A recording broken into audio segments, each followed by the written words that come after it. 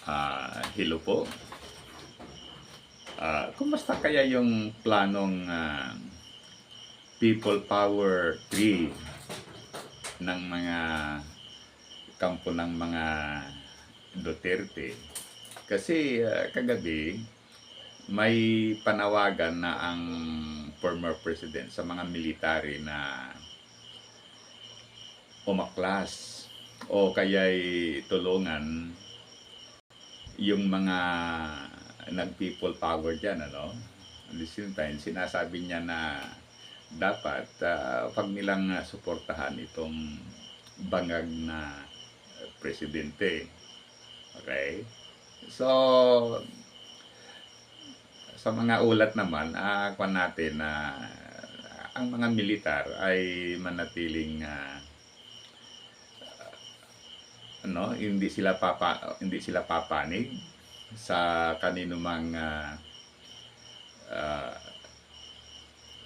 political faction, but ang kanilang purpose ay yung i-defend yung constitution. So tama naman yan, ano,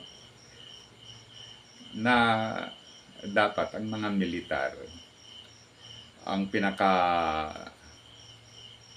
primary duty and responsibility sana nila ay i-depensa yung constitution. Kung hindi ako nagkakamali, itong mga officers na yan sa ating armed forces, noong nag-graduate sila sa PMA, dyan sa Baguio, I think sa kanilang graduation ceremony, mayroon silang pledge na dapat they have to protect and defend the Philippine Constitution and of course the Filipino people. So tama naman yan, ano. Kaya ayon sa ulat, sinasabi na napahiya itong si President Duterte dahil walang sumuporta. Okay. Ngayon, bakit malakas ang malakas yung paniniwala ng former president na sasanib sa kanya ang mga sundalo? Ang pinaka-reason dyan, siya yung nagtaas ng sahod ng ating mga militar. Ngunit sa yan, ano, kasi tinitignan natin yung naging result doon sa budget ng militar. Medyo affected kasi halimbawa nga daw yung kanilang pension ng mga nagre-retire ay napakalaki. So lubhang kulang yung sources ng pondo. So yan. Sa tingin ko, maswerte nga itong mga militar kasi as what I know, walang kinakalta sa kanilang sahod for their pension. But in the case of other government agencies, halimbawa sa DepEd, so kinakaltas ang kanilang sahod for their monthly contribution.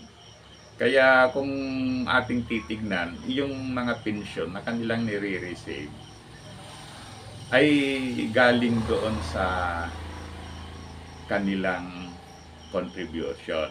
Okay, so ganun yan, ano.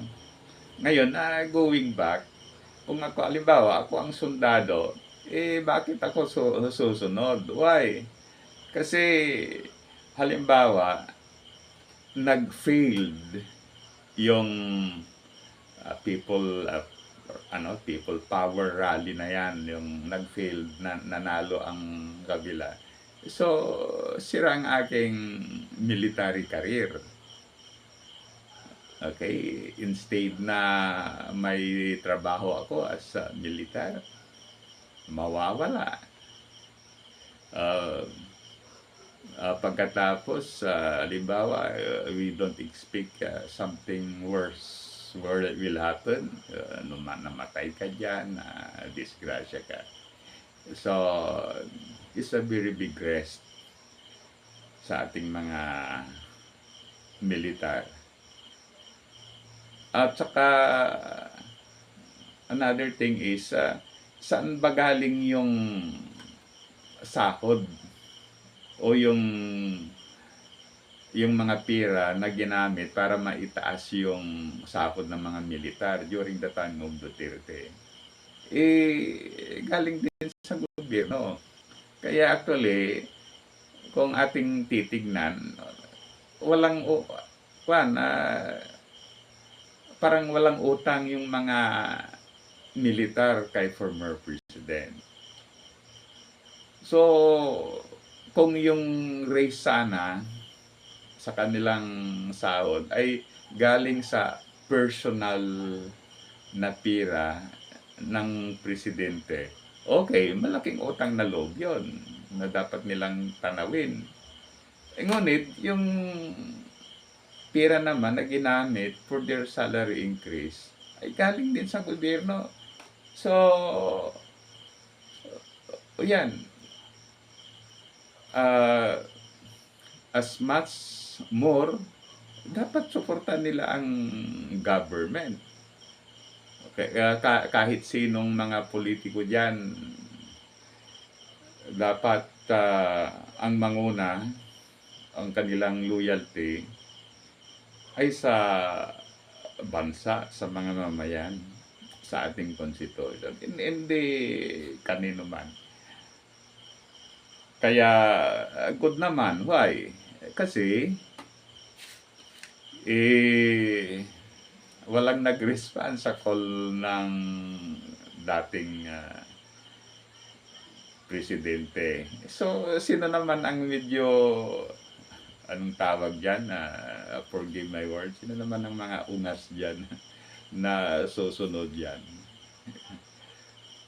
na i-erase mo yung livelihood mo, erase mo yung military career mo, erase mo yung buhay mo for something na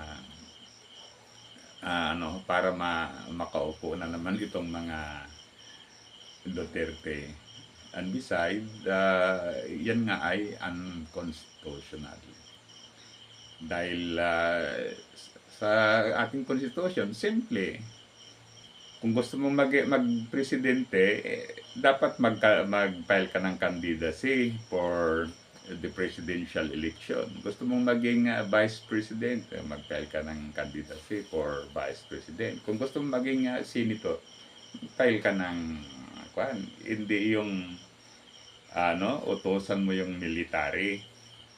Pagkatapos sa palagay ba ninyo, alimbawa,